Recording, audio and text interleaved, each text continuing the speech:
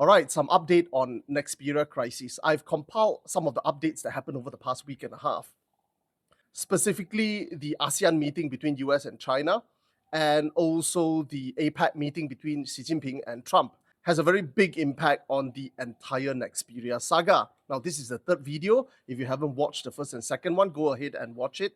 But a quick recap on what happened was that the Dutch government was pressured by the US to do something about Nexperia due to the BIS 50% rule.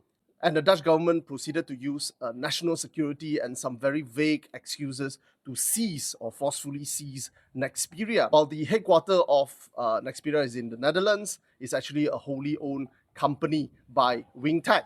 And Wingtech is a Chinese company who has been put on the entity list by the US. Subsequent to this seizure, what happened was a series of back and forth between China and Netherlands.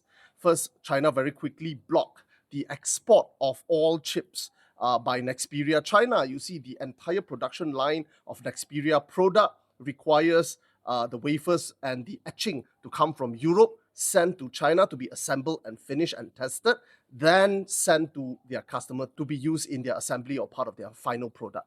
This effectively means that everyone outside of China now cannot get Nexperia chips. And Nexperia is very entrenched in this industry, especially so in automotive industry. Their chips are in everything in your car, from the signal stock to the steering wheel to the accelerator to everything controlling your engine to your fuel pump. In response to that, the Netherlands cut off access of the Chinese Nexperia to their system and also cut off their payment to their staff as well.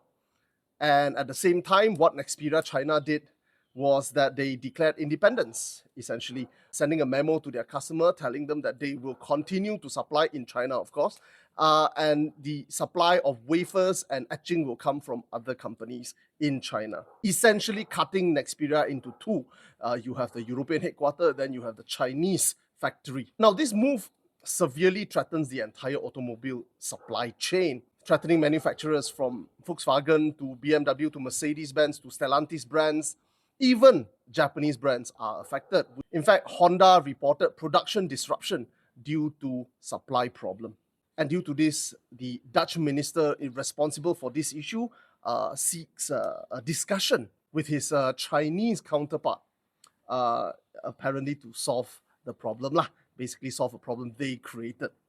Now, of course, there was always a solution, isn't it? Reverse whatever you have done, then call the Chinese, but that's not what they did. They basically played their card and then wanted to have a discussion. And of course, the Chinese will have none of that.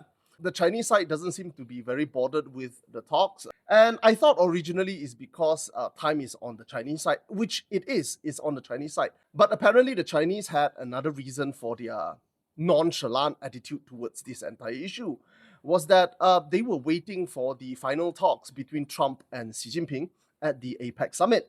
And subsequent to the summit, a number of concessions were agreed on by both sides of the discussion. Now, the most important concession that affected the Nexperia crisis was that Trump agreed to suspend the effect of the BIS 50%, which is the original reason why the Dutch was pressured into doing what they did in the first place. And in return, the Chinese agreed to lift Nexperia export control. However, the lifting of the Nexperia export control comes with a few conditions. Now, the first condition was that any deal is now subsequently made with Nexperia China, bypassing Nexperia Netherlands. The second condition was that all deals are to be concluded in renminbi.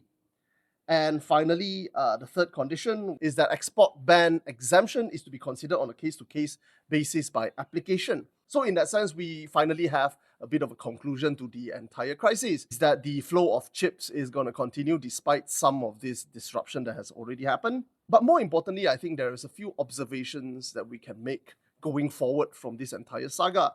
The first one is, of course, China has leashed the entire supply chain of high-tech industry of the world.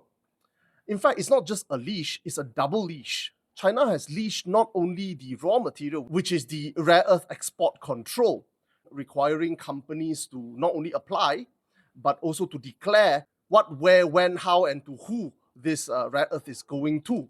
But China, through the Nexperia saga, has also leashed the end product, a leash on the head and the toe of the supply chain of high-tech industry of the world.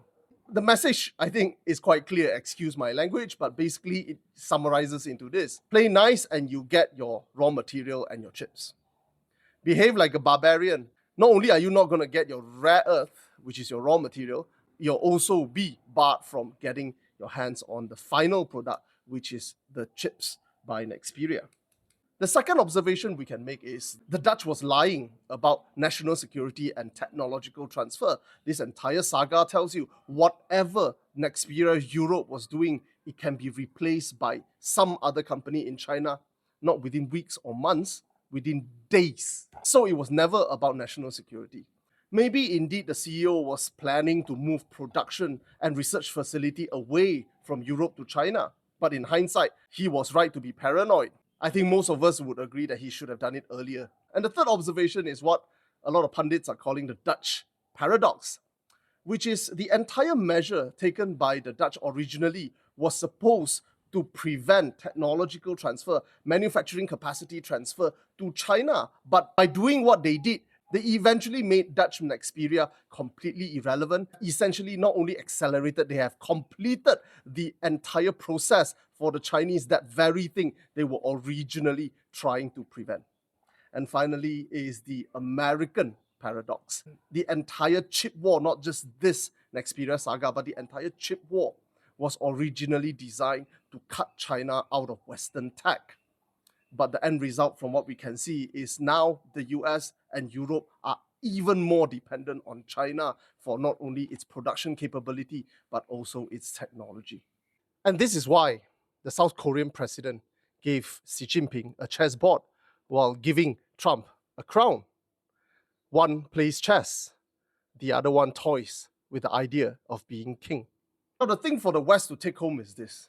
You've tried and you've done whatever you can, but you will not and you cannot stop the rise of China as the industrial, manufacturing, and tech center of the world.